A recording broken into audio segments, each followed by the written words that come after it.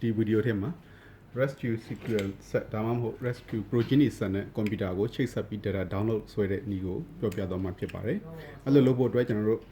ResQ CQL ဒါမှမဟုတ် ResQ progeny ကို power ဖွင့်ထားပါမယ်။ကွန်ပျူတာရှိရပါမယ်။ဆက်နဲ့အတူတူပါလာတဲ့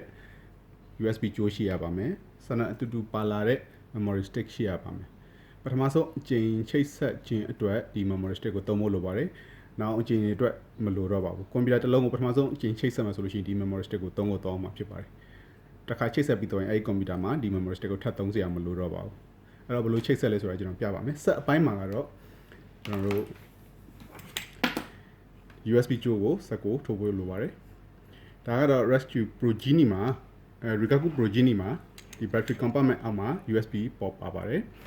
ResQ CQL မှာကြတော့သူ့ရဲ့အောက်နားလေးမှာ USB sign နဲ့ကို USB port ပါလိမ့်မယ်ပြီးလို့ရှိရင်ဒီဆက်မှာနောက်တစ်ခုထပ်လုပ်စရာရှိတာက setting ဆက်ရဲ့ setting ကိုတွားပါမယ်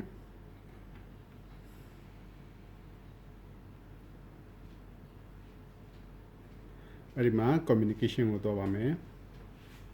အဲ့မှာ USB IP address ဆိုပြီးထားတဲ့နေရာလေးရှိပါတယ်